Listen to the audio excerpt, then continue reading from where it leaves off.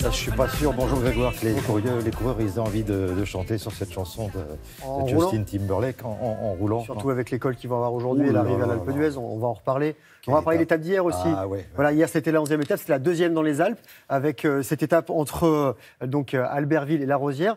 Il n'y a pas eu de nouvelle victoire française comme il y avait eu la veille, mais il y a un nouveau maillot jaune. Je vous montre tout ça avec des belles images de Savoie. Regardez sur les routes de Savoie, c'était 108 km, 4 cols dont 2 hors catégorie. Julien Alaphilippe, premier vainqueur d'étape français sur ce tour la veille au Grand Bornand et détenteur du maillot à poids du meilleur grimpeur, a passé la première partie de l'étape dans un groupe d'échappés pour aller chercher des points donc pour ce maillot distinctif. Mais il est arrivé loin derrière le Britannique Geraint Thomas qui endosse le maillot jaune, maillot qu'il avait déjà porté 4 jours au début du tour l'an dernier. Lieutenant de Froome, il a remporté le Critérium du Dauphiné il y a un mois et Thomas devance Chris Froome au général. Tom Dumoulin est 3e et le premier français c'est Romain Bardet qui est 8e à près de 3 minutes. Aujourd'hui, 12e étape, la dernière dans les Alpes, 175 km, Bourg, Saint-Maurice, Alpe d'Huez.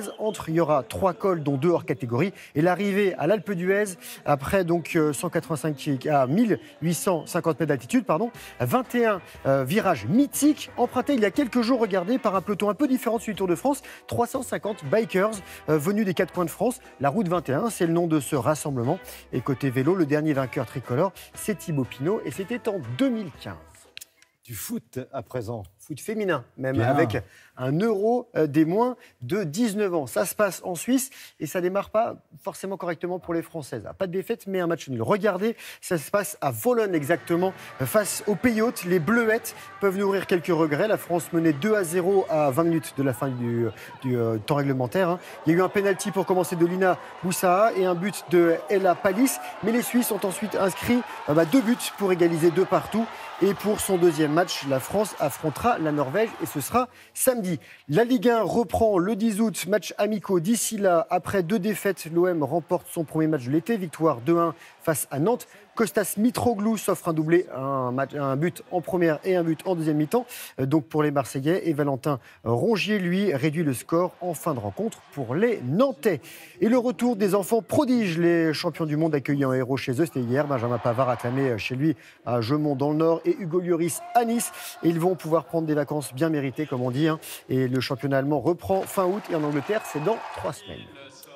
Parachutisme à présent. Parachutisme avec une discipline particulière, c'est du pilotage sous voile. Il y avait les championnats du monde qui se déroulaient en Pologne et la France a brillé. On a des très belles images, des images impressionnantes. Regardez le pilotage sous voile. En anglais, on appelle ça canopy piloting. Et c'est une jeune discipline, la plus jeune du parachutisme sportif. Et c'est sans doute la plus technique. Il faut se poser sur donc, une zone dédiée à très haute vitesse, en survitesse même, après avoir entamé une trajectoire horizontale sur un plan d'eau.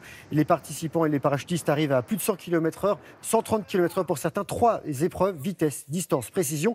Et à ce jeu-là, Cédric Vega Rios, lui, il est français, il a 33 ans, il est très doué. Médaille d'or en mondial en distance, argent au général et argent par épreuve. Et je vous ai trouvé aussi un défi sportif pour vous ce week-end, Thierry. Direction Courchevel en Savoie avec le Red Bull 400, 2e édition, sur le tremplin olympique de saut à ski K120. La course la plus raide du monde, 400 mètres à parcourir à 1300 mètres d'altitude, en remontant ce tremplin à clim de 36 degrés et 185 mètres de dénivelé positif. Alors ça fait beaucoup de chiffres, tout ça pour vous dire que c'est dur, très dur, ça pique les jambes. 650 coureurs l'an dernier, 1100 dossards cette année. Et vous en avez un pour vous, je vous ai inscrit parce que moi j'y participe. Donc on peut le faire aussi en relais. Donc je vous attends. Le record à battre, c'est 3 minutes 17. Et justement, j'allais vous laisser ma place, mais comme vous avez déjà pris un dossard pour moi... C'est en relais, donc là, je vous attends, vous êtes là. C'est foutu. On sera tous les deux passés devant, Grégoire. Merci beaucoup.